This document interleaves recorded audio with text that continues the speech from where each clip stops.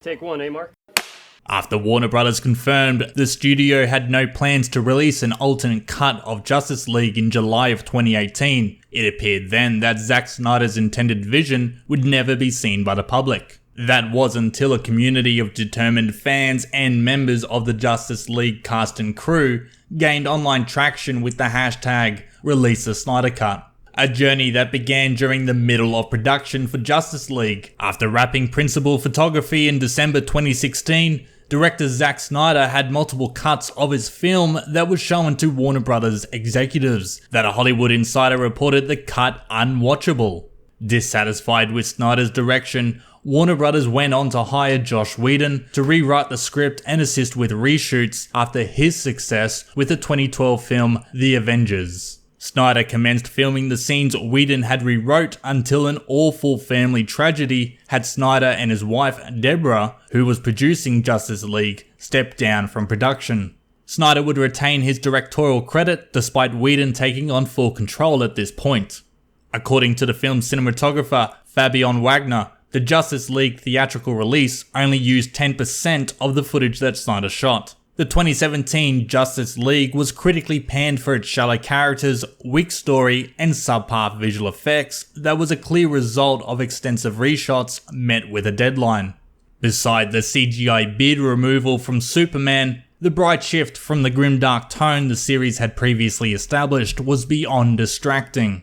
Disappointed DC fans and supporters of Snyder's mature vision started an online petition to release the Snyder Cut, which garnered more than 130,000 signatures just 1 week out of the film's release.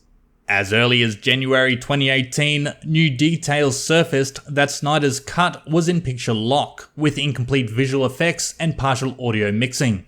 During this time, Snyder was posting images from behind the scenes that indicated DC megavillain Darkseid played a larger role in Snyder's cut, who was only mentioned by name in the theatrical release. These new updates left fans to speculate what could have been, which soon led to the creation of a fan website for SnyderCut.com by Fiona Chang. This website supported the unreleased film and became the central hub to share new information and expand the community. After much speculation, it was in March 2019 when Snyder spoke publicly and confirmed that his cut does exist and it's 214 minutes long, which in comparison to the theatrical release, that's 94 minutes of additional unseen footage. And if the comments made earlier by cinematographer Wagner are true, the Snyder Cut is likely a new film entirely. 1 month later, two supporters went on to start a GoFundMe page to raise money and organize public advertisements to release the Snyder Cut at San Diego Comic-Con. This included a banner flight and a billboard, as well as an ad in the Hollywood Reporter. The FundMe page ended up raising over $26,000, with half of the amount being donated to the American Foundation for Suicide Prevention, in honor of Snyder's family. Another GoFundMe page raised money again for a digital billboard that not only supported the unreleased film, but this time shared the advertising space to spread further awareness of suicide prevention. Again, half of the proceeds was donated to the AFSP. Zack Snyder himself spoke out to the fans and admitted that he was truly amazed and humbled by the support and love. On the 2-year anniversary of the Justice League theatrical release, Wonder Woman actress Gal Gadot tweeted #ReleaseTheSnyderCut. Fellow cast members Ray Fisher and Ben Affleck showed their support in the director's vision with tweeting the same hashtag a few hours later. The popular hashtag went viral and caught the attention of the former head of DC Entertainment, who expressed her interest in giving fans the opportunity to eventually see the Snyder Cut, stating, and I quote, "Nothing would make me happier than Zack to have that opportunity." All speculation on the film's existence was put to rest when Snyder posted on his social media in December 2019 an image of canned film reels with the caption, "Is it real? Does it exist? Of course it does." Fans with a keen eye spotted an inscription on the film reel that read JL, Director's Cut, running time 2:14. Now, even though the existence of a Snyder Cut was confirmed, there was no official release date revealed with the 2019 December post. Not to mention, we knew from previous reports this version was only a rough cut with incomplete visual effects and partial audio mixing. It was rumored that Warner Brothers would have to invest an approximate 20 to 30 million to complete this version that was apparently deemed unwatchable, leaving fans and supporters to then speculate, would we ever see the Snyder Cut?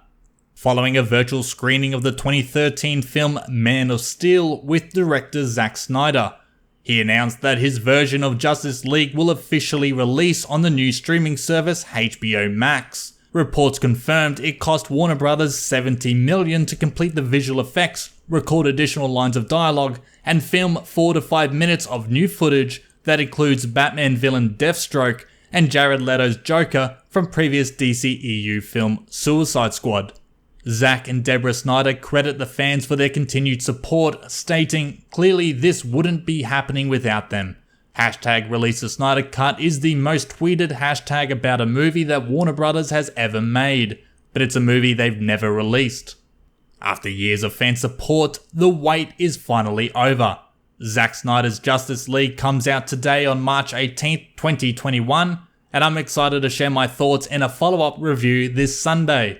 In preparation, I rewatched Justice League 2017 for the first time since its release in theaters, and sadly, I felt nothing new to the experience during my rewatch. It's exactly how I remember it. Overall, the film suffers from its last-minute changes, but that aside, I didn't feel any real sense of danger from the film's threat, and I suspect nor did the characters themselves.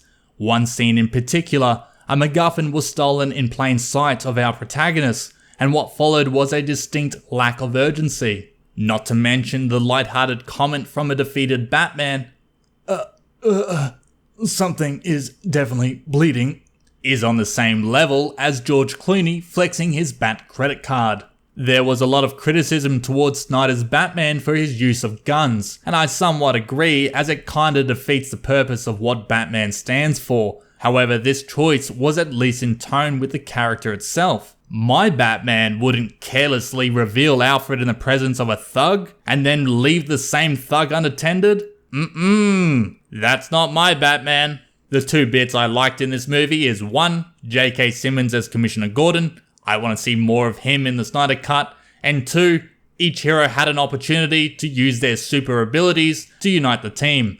I would have preferred to have seen more of this in action, but nevertheless, it was there in parts, with Aquaman stopping a flood, Flash bringing back Superman, and Cyborg locating the mother box. Unlike my other reviews, I decided not to rate this film as I couldn't possibly add to what has already been previously said, but I will give it a my man. Booyah! What's this? 242-minute runtime?